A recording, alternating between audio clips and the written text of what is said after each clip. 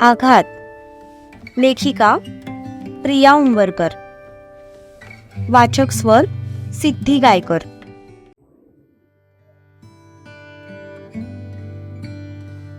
तारा तिच्या फ्लॅटवर पोहोचली. तिच्याजवळ असलेल्या चावीने तिने दरवाजा उघडला. मुली कशा काय हे पंजाबी ड्रेस घालत असतील देव जाणे. तारा, तू जोश मध्ये पैस तर लावलीयस, पण आता हा सगळा लवाजमा घालून रोज ऑफिस मध्ये काम करणं जमणार आहे का तुला? ती पायातले सँडल काढून फेकत म्हणाली. सत्यजितने तिच्या राहण्यासाठी आधीच सगळी सोय करून ठेवली होती. कोल्हापूरमध्ये एका चांगल्या एरियात तिच्यासाठी रेंटने फ्लॅट बुक केला होता. त्यामुळे तिला राहण्याचं काही टेन्शन नव्हतं. पण आता तिच्या समोर उभा असलेला सगळ्यात मोठा यक्ष प्रश्न जेवणाचा होता. कारण मॅडमला स्वयंपाकातलं काहीच येत नव्हतं. शिवाय ती एकदम मॉडर्न होती, त्यामुळे ट्रेडिशनल कपडे घालायला तिला जास्त आवडायचं नाही. Formals, jeans, shorts, one piece हे सगळे तिच्या आवडीचे कपडे होते. त्यामुळे पंजाबी ड्रेस विथ ओढणी अशा अवतारात दिवसभर काम करणं हे तिच्यासाठी एक सगळ्यात मोठं चॅलेंज असणार होतं. ती बेडरूम मध्ये गेली. अजून तर तिने तिचं सामानही लावलं नव्हतं. कोल्हापुरात आल्या आल्या तिने कपडे चेंज केले होते आणि लगेच ऑफिसला गेली होती. आधी तिने तिचे कपडे चेंज केले आणि एक टी शर्ट आणि शॉर्ट्स घालून ती बाहेर आली. घरून आईने तिच्या गरजेचं सामान दिलं होतं. तिने पटकन तिच्यासाठी कॉफी बनवली आणि 2 टोस्ट गरम केले. येताना ती ब्रेड आणि दूध सोबत घेऊन आली होती. सध्या एवढ्यावर काम भागव, रात्रीचं नंतर बघता येईल असा तिने विचार केला. ती बाल्कनी मध्ये गेली आणि कॉफी आणि टोस्ट एन्जॉय करू लागली. खाता खाता ती तिच्याच विचारात गढून गेली.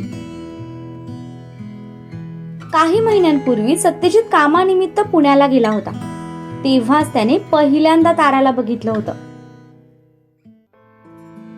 फ्लॅशबॅक. स्थळ पुणे. काय झालं?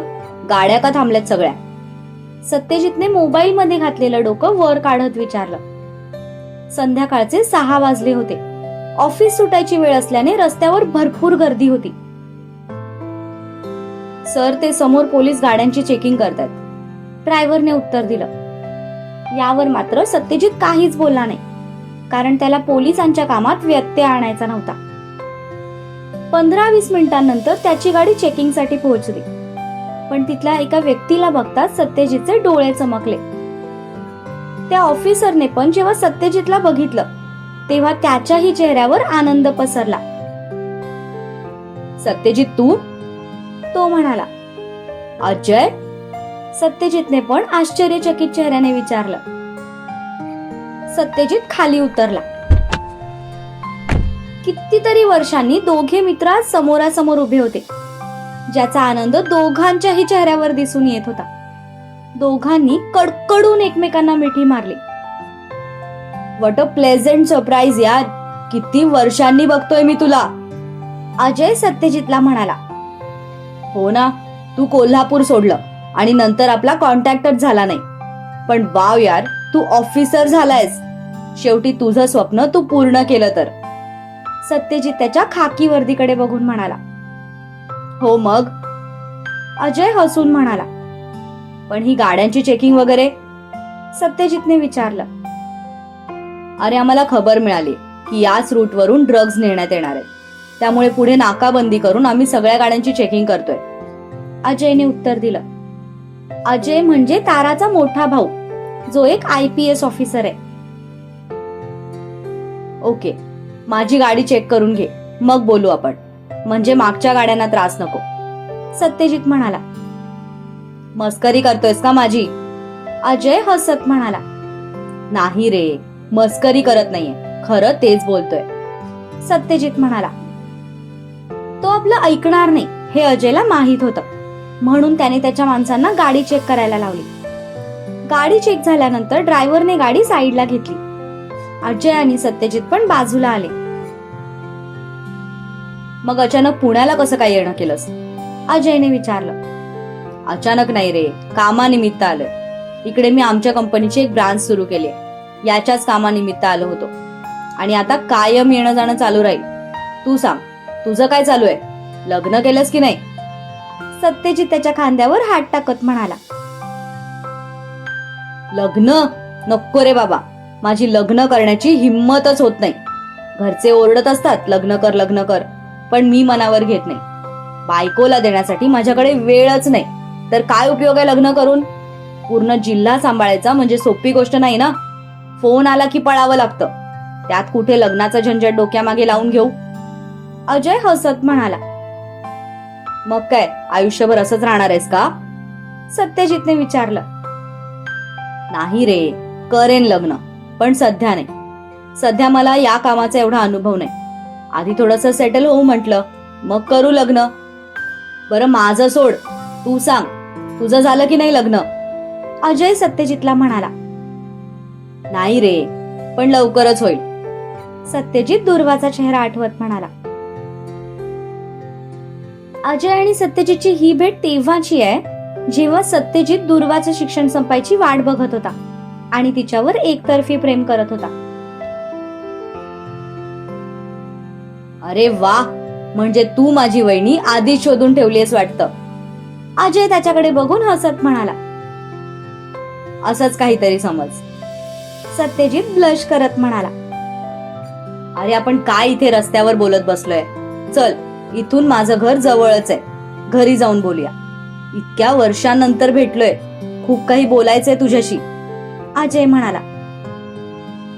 अरे तुझं काम चालू आहे ना, मग चालू देत. उगाच माझ्यामुळे तुझ्या कामात व्यत्यय नको. मी अजून 2 दिवस आहे पुण्यात, हवं तर रात्री भेटू. सत्यजित म्हणाला. ओके, मला तुझा नंबर दे, मी तुला घरचा ऍड्रेस मेसेज करतो. रात्री जेवायला ये, घरच्यांना पण खूप आनंद होईल. अजय म्हणाला. सत्यजितने त्याला नंबर दिला. अजयने त्यावर ऍड्रेस मेसेज केला. अजयचा निरोप घेऊन सत्यजित तिथून निघून गेला आणि अजय परत त्याच्या कामाला लागला.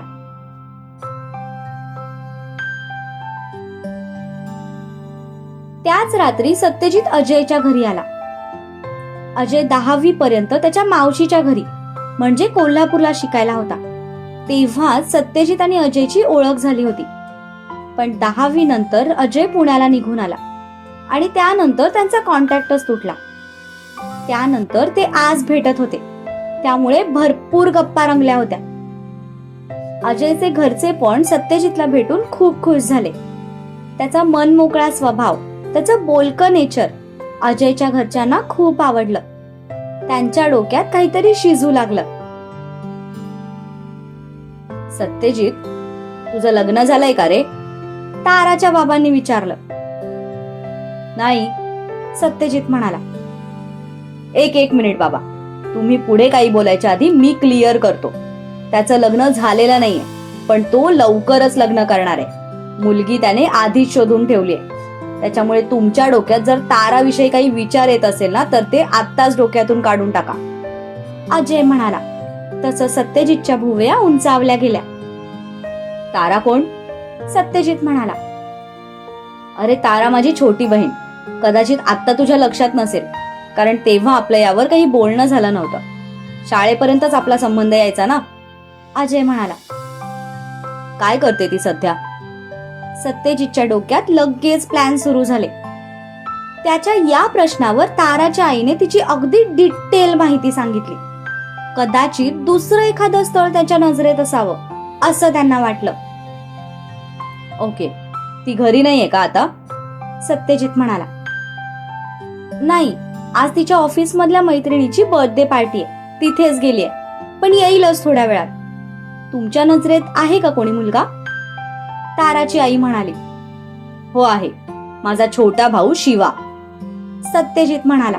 तसं ताराच्या घरच्यांचे डोळे चमकले. शिवा? त्या म्हणाल्या. शिवराज पाटील, माझा छोटा भाऊ. तो बिझनेस मध्ये माझी मदत करतो. सत्यजित म्हणाला. अरे अजून तुझं लग्न झालं नाही, तर तुझ्या छोट्या भावाचं कसं होणार? अजय म्हणाला. माझं लग्न 6 महिन्यानंतर होणार हे कन्फर्म आहे, आणि त्यानंतर 5-6 महिन्यात आम्ही शिवाच्या लग्नाचं बघू. आता प्रश्न आहे तो तुम्ही 1 वर्षासाठी थांबू शकाल का याचा, आणि तारा या लग्नासाठी तयार होईल का तेही महत्वाचं आहे. सत्यजित म्हणाला. तसं सगळ्यांचे चेहरे उतरले. काय झालं, मी काही चुकीचं बोललो का? सत्यजित त्यांचे चेहरे बघून म्हणाला. मी सांगतो. अरे आमची तारा मॅडम थोडी हट्टी आहे. ती म्हणते मला लग्नच करायचं नाही, तिला स्वतःची कंपनी उभी करायची आहे, आणि लग्न केलं तर संसार, मुलं बाळ या स्त्रिया गुरफटून जातात असं तिला वाटतं. ऍक्च्युली माझे बाबा आर्मी मध्ये होते, त्यामुळे आईलाच सगळं बघावं लागलं. आम्हा दोघांसाठी तिने तिचं करिअर सोडलं, जे तारा लहान असल्यापासून बघत आली. त्यामुळे तिच्या मनात आता तेच विचार पक्के झालेत की लग्नात कॉम्प्रोमाइज नेहमी बाईलाच करावं लागतं. म्हणून ती म्हणते की मला लग्न करायचं नाही. पण आता ती करिअर मध्ये सेटल झालीये, एका चांगल्या कंपनीत मॅनेजर आहे. आम्ही कितीतरी स्थळं दाखवली तिला, पण ती प्रत्येक स्थळाला नकार देते. काय करावं काहीच समजत नाहीये. अजय म्हणाला. तसं सत्यजित अजूनच विचारात पडला. मी तिला लग्नासाठी तयार केलं तर? सत्यजित म्हणाला. तसे सगळे आश्चर्याने त्याच्याकडे पाहू लागले. सत्यजित, तू अजून माझ्या मुलीला बघितलं नाहीस, म्हणून इतक्या आत्मविश्वासाने बोलतोयस. ताराचे बाबा म्हणाले. काका, मी बिझनेसमॅन आहे. समोरच्याला बोलण्यात कसं गुंतवायचं ते मला चांगलंच माहितीये. मला सांगा, तुम्हाला ती लग्न करून एका चांगल्या घरात गेलेली बघायचंय की नाही? तिचा संसार सुरळीत होताना बघायचंय की नाही? सत्यजित म्हणाला. अर्थातच बघायचंय. प्रत्येक आई वडिलांचं स्वप्न असतं की आपली मुलगी लग्न करून एखाद्या चांगल्या घरात जावी. कोल्हापूरमध्ये तुमच्या फॅमिलीचं बरंच नाव आहे. आम्हाला नक्कीच आवडेल आमची मुलगी तुमच्या घरात गेलेली. पण तारा तयार होईल असं नाही वाटत. ताराची आई म्हणाली. जशी तुमची मुलगी हट्टी आहे ना, तसाच माझा भाऊ पण थोडा विचित्र आहे. स्वभावाने चांगला आहे, पण थोडा अल्लड आहे. प्रेम आणि आकर्षण यातला फरक अजून त्यालाही उमगलेला नाही. सध्या तो आकर्षणाच्या मागे धावतोय. मला पण त्याला सरळ करायला अशीच एखादी मुलगी हवी आहे. मी तुमच्यापासून काहीही लपवणार नाही. असं म्हणत सत्यजितने थोडक्यात शिवाची सगळी माहिती ताराच्या घरच्यांना दिली. त्याच्या आयुष्यात भरपूर मुली येऊन गेल्यात, पण त्याने आमच्या घराचे नियम कधी मोडले नाहीत. तुमच्या मनात जर असं असेल की तो एखाद्या मुलीसोबत फिजिकल झाला असेल तर, पण असं काहीही नाही. तो फक्त मुलींसोबत बोलतो, पार्टी पब मध्ये जातो, त्यांच्यासोबत वेळ घालवतो. या पलीकडे जाऊन त्याने त्याची लिमिट क्रॉस केली नाही. आणि हे सगळं मी तुम्हाला आत्ताच सांगतोय. त्याचं कारण म्हणजे भविष्यात आम्ही तुम्हाला फसवून तुमच्या मुलीची लग्न लावून दिलंय असं तुम्हाला वाटायला नको. त्यामुळे सगळ्या गोष्टी मी आत्ताच क्लिअर करतोय. जर तुमची परमिशन असेल तरच मी याबाबत तारासोबत बोलतो. सत्यजित म्हणाला. तसे सगळे विचारात पडले. सगळेच एकमेकांच्या तोंडाकडे बघत होते, कारण शिवाचं बॅकग्राऊंड ऐकल्यावर सगळ्यांच्या मनाची आता द्विधा मनस्थिती झाली होती. पण आपली मुलगी ही काही कमी नाहीये हे त्यांना चांगलंच माहित होतं. ताराच्या बाबांनी एक दीर्घ श्वास घेतला आणि म्हणाले. तू आधीच तुझ्या भावाबद्दल सगळं क्लिअर केलंस, ते मला आवडलं. त्यामुळे तुझ्यावर विश्वास ठेवून मी या लग्नासाठी होकार देतोय. पण यासाठी तुला आधी ताराला लग्नासाठी तयार करावं लागेल. आणि हो, जर भविष्यात तुझ्या भावाने माझ्या मुलीसोबत काही चुकीचं करण्याचा प्रयत्न केला किंवा काही केलं तर त्याला सर्वस्वी तू जबाबदार असशील. ताराचे बाबा थोड्या करारी आवाजात म्हणाले. डोंट वरी काका, त्याची मजल कुठपर्यंत आहे हे मला चांगलंच माहितीये. स्वभावाने तो खूप चांगला आहे, फक्त थोडा अल्लड आहे. घराची, संसाराची जबाबदारी काय असते ते त्याला अजून माहित नाही. प्रेम काय असतं ते त्याने अजून अनुभवलं नाही, म्हणून तो असा अल्लड वागतोय. पण जर तारासारखी फोकस्ड मुलगी त्याच्या आयुष्यात आली तर तो नक्की सुधारेल. आणि शिवासारखा आयुष्य भरभरून जगणारा मुलगा जर ताराच्या आयुष्यात आला तर तिला पण लग्न म्हणजे ओझं वाटणार नाही. कारण लाईफ कशी एन्जॉय करायची हे फक्त शिवा चांगल्या पद्धतीने तिला शिकवू शकतो. सो माझ्या दृष्टीने तरी दोघे एकमेकांना पूरक आहेत. सत्यजितच्या बोलण्यावर सगळे थोडे रिलॅक्स झाले. कुठेतरी त्यांना एक आशा दिसू लागली. सत्यजित आणि ताराच्या घरचे बोलतच होते. तितक्यात तारा घरात आली. सत्यजितचं तिच्याकडे लक्ष गेलं. गुडघ्यापर्यंतचा ब्लॅक वन पीस, मोकळे सोडलेले केस, रंगाने थोडी सावळी होती पण नाकी डोळी आकर्षक होती. सगळ्यात महत्वाचं म्हणजे तिच्या चेहऱ्यावर प्रचंड आत्मविश्वास होता. पण सत्यजितला बघून ताराचे एक्सप्रेशन खूप विचित्र होते. आता हा एवढ्या रात्री कोण आपल्या घरी आलाय, अशा अर्थाने ती त्याच्याकडे बघत होती. आलीस तू? ये, मी तुझी ओळख करून देतो. हा माझा शाळेतला मित्र. कोल्हापूरमध्ये आम्ही सोबत होतो. सत्यजित, ही माझी छोटी बहीण तारा. अजय दोघांची ओळख करून देत म्हणाला. Hello Tara, nice to meet you. Satyajit smile करत म्हणाला. But I am not. ती चिंगम सगळत म्हणाली आणि सरळ तिच्या खोलीत निघून गेली. तिचं वागणं बघून तर 2 मिनिटासाठी सत्यजित सुद्धा हँग झाला. कारण आजपर्यंत कुठलीही मुलगी अशा पद्धतीने त्याच्याशी बोलली नव्हती. त्याला सतत मुलींचं अटेन्शन मिळत आलं होतं. तिच्या वागण्यावरून त्याची खात्री पटली की हीच शिवाला सरळ करू शकते. बघितलंस, असं आहे आमचं वादळ. सरळ कोणाशी बोलेल तर शपथ. आजी डोक्याला हात लावत म्हणाल्या. डोंट वरी आजी, काही जोड्या परमेश्वराने आधीच बनवलेल्या असतात. आपण फक्त निमित्त मात्र असतो. त्यांच्या नशिबात असेल तर ते नक्कीच एकत्र येतील. आपण फक्त आपल्या परीने प्रयत्न करून बघायचे, सत्यजित म्हणाला. त्याच्या बोलण्याने सगळ्यांना थोडा धीर आला होता. अरे आम्ही तिला समजावून कंटाळलो, पण ती लग्नाला तयारच होत नाही.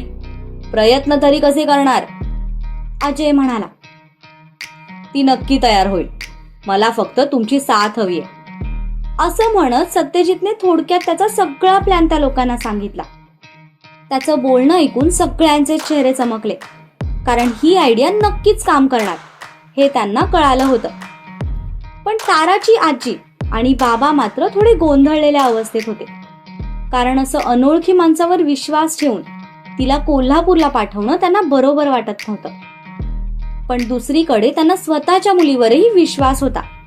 कुणी काही चुकीचं केलं तर ती तिथेच त्याचे दात पाडायला कमी करणार नाही याची त्यांना खात्री होती. अरे पण हा मार्ग वापरून जर आपण त्यांना एकत्र आणायचा प्रयत्न केला तर दोघांच्याही फिलिंग सोबत खेळल्यासारखं होईल ना, अजय बारीक तोंड करत म्हणाला.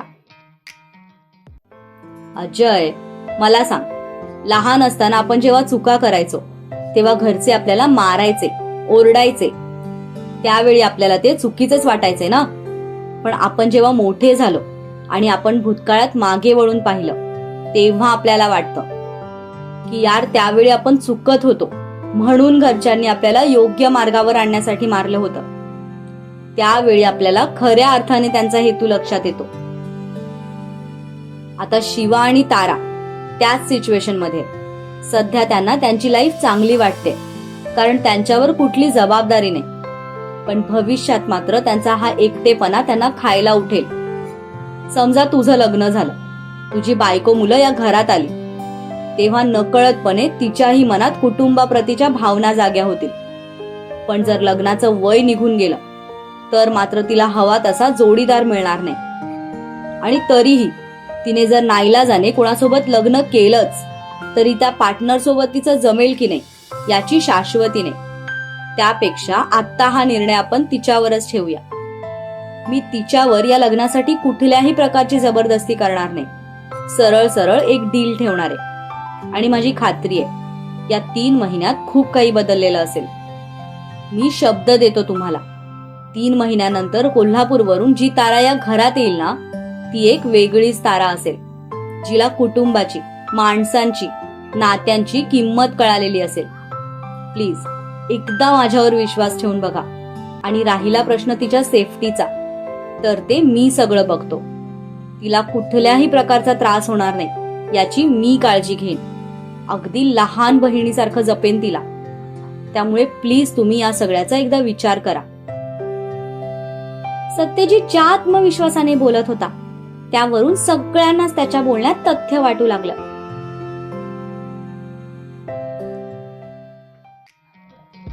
अगदी थोड्याच वेळात ताराला पण बाहेर बोलवण्यात आलं.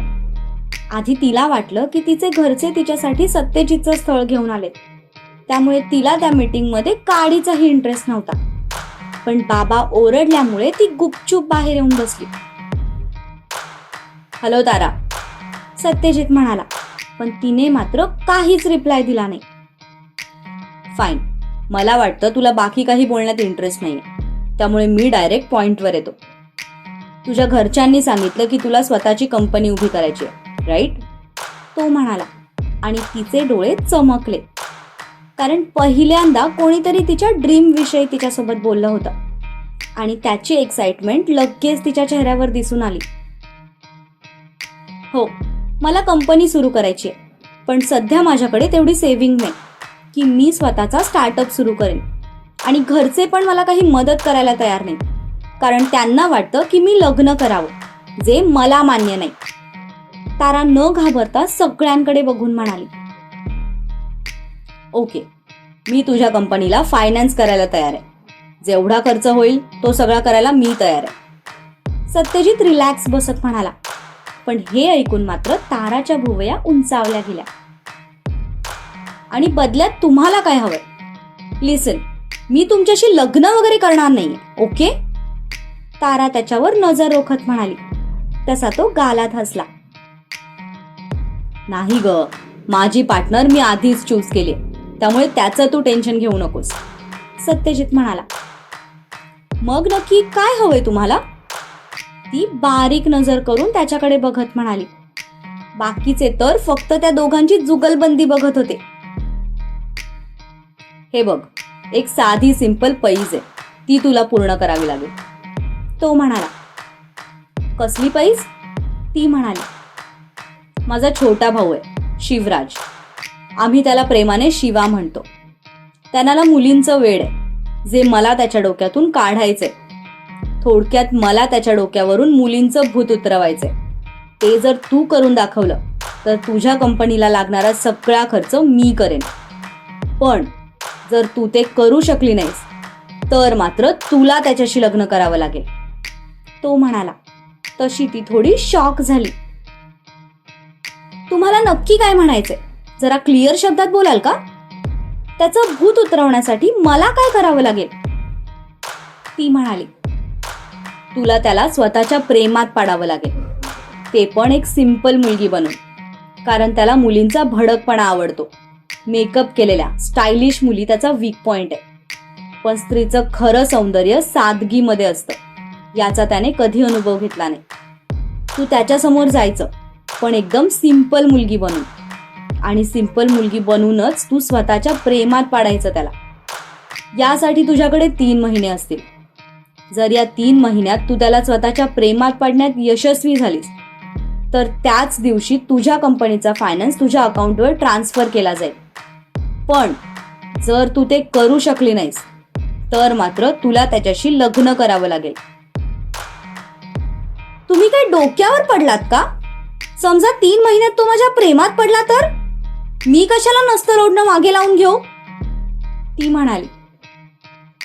त्याने जरी तुला प्रपोज केलं तरी तू त्याला नकार दे आणि परत पुण्याला निघून ये. नकार पचवण्याची हिंमत आहे पाटलांमध्ये. तो तुझ्यावर कुठल्याही प्रकारची जबरदस्ती करणार नाही, हा शब्द मी देतो तुला, सत्यजित खूप आत्मविश्वासाने म्हणाला. आणि जर मी हरले तर तुम्ही म्हटल्याप्रमाणे मला त्याच्यासोबत लग्न करावं लागेल. पण जर तो माझ्या प्रेमात पडलाच नाही तर तो का म्हणून माझ्याशी लग्न करेल? कारण मी त्याला ते लग्न करायला लावेन, आणि मी सांगितल्यावर तो तुझ्याशीच काय एखाद्या झाडासोबत सुद्धा लग्न करायला तयार होईल, याची मला खात्री आहे. तू त्याच्या बाजूने सध्या काही विचार करू नकोस. तो कसा आहे, कसा वागू शकतो, काय करू शकतो हे मला चांगलंच माहिती आहे. तू फक्त तुझ्यापुरता विचार कर. तुला ही पैज मान्य आहे की नाही त्याचा विचार कर. जिंकलीस तर कंपनी मिळेल, आणि हरलीस तर तुला त्याच्याशी लग्न करावं लागेल. पण तिथेही तुझा तोटा नाही, कारण त्याच्याशी लग्न झाल्यावर आपोआप तू आमच्या संपत्तीची भागीदारी होशील आणि तेव्हा पण तू तुझी कंपनी उभी करू शकतेस. सत्यजितने तिला दोन्ही बाजूने अडकवलं होतं. बाकी सगळे तर त्याच्या हुशारीवर जाम खुश झाले होते, कारण आतापर्यंत ते जे करू शकले नव्हते ते सत्यजितने करून दाखवलं होतं. ताराला लग्न या विषयावर विचार करायला भाग पाडलं होतं. काय झालं, भीती वाटते? सत्यजित तिच्याकडे बघत म्हणाला. नाही, पण मी का म्हणून तुमच्यावर विश्वास ठेवू? मला 3 महिने या डीलसाठी द्यावे लागतील आणि त्या दरम्यान माझ्या जॉबचं काय? शिवाय मी का म्हणून कोल्हापूरला येणार? तू कुठल्या कंपनीत जॉब करतेस? सत्यजितने विचारलं. JD एंटरप्राइजेस, ती म्हणाली. ठीक आहे, जेव्हा आपली डील सुरू होईल तेव्हा तुला 3 महिन्यांची लीव्ह दिली जाईल आणि काळजी करू नकोस, ते सगळं मी बघतो. तू फक्त या डीलसाठी तयार आहेस की नाही तेवढं मला सांग. आणि हो, नीट विचार करून सांग, कारण या गोष्टीसाठी मी कुठलाही फोर्स करत नाही. सगळं तुझ्या घरच्यांसमोर बोलतोय. तुझ्या मनाला आणि बुद्धीला पटत असेल तरच होकार दे, नाहीतर नकार दिलास तरी चालेल, मला काहीच प्रॉब्लेम नाही. सत्यजित म्हणाला. मला विचार करायला थोडा वेळ हवाय. इतका मोठा निर्णय मी असा काही सेकंदात घेऊ शकत नाही, ती म्हणाली. तसं तिच्या घरचे थोडे हिरमुसले, पण सत्यजितला मात्र तिचं कौतुक वाटलं. एक यशस्वी बिझनेस वुमन होण्यासाठी सगळे गुण होते तिच्यात. फाईन, तुला हवा तेवढा वेळ घे. तुझं डिसाईड करून झालं की मग मला कॉल कर. अजयकडे माझा नंबर आहे. सत्यजित उठत म्हणाला. चला काका काकू, आजी, अजय, निघतो मी. खूप उशीर झालाय, सत्यजित म्हणाला आणि सगळ्यांचा निरोप घेऊन तिथून निघून गेला.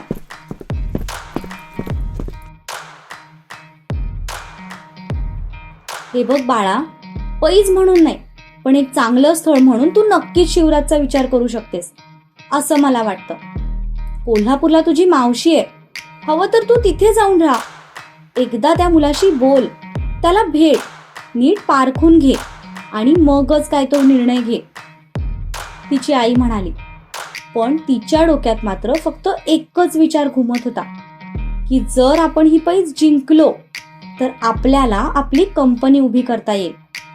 लग्न हा विचारही तिच्या मनात येत नव्हता.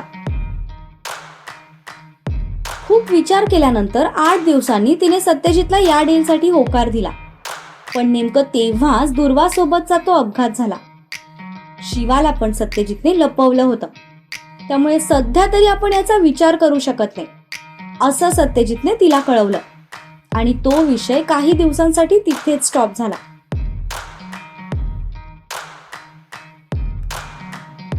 Flashback over.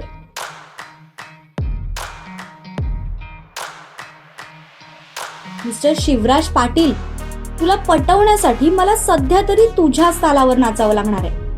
पण एक ना एक दिवस ही तारा तुला स्वतःच्या इशाऱ्यावर नक्की नाचवणार. Just wait and watch. Tara कॉफीचा शेवटचा घोट पीत म्हणाली आणि पुढे काय आणि कसं करायचं याचा विचार करू लागली.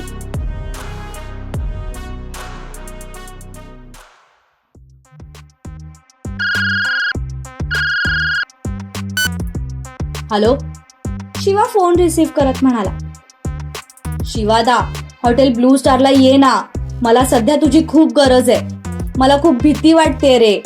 तिने माझं नाव घरी सांगितलं तर नसेल ना?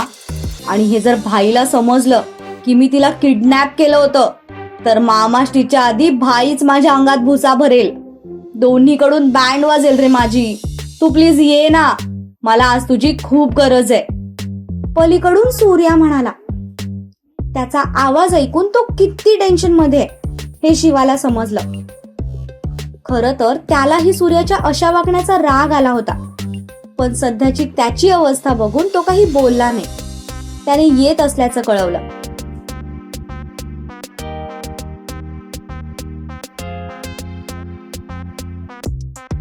आता तुम्हाला तारा कोल्हापूरला कशी आली, त्यांच्यात काय डील झाली होती ते सगळं डिटेल मध्ये समजलं असेल. आता बघूया तारा मॅडम शिवाला इम्प्रेस करण्यासाठी काय काय ट्रिक्स वापरतात आणि किती दिवस सती सावित्री बनून त्याच्यासमोर भोळेपणाचं आव्हानतात. कारण शिवाचं वागणं बघता कधी ना कधीतरी तिच्यातली खरी हिटलर बाहेर पडणार हे तर कन्फर्म आहे. त्यामुळे तारा आणि शिवाची ही केमिस्ट्री अशीच एन्जॉय करण्यासाठी पुढील भाग नक्की बघा.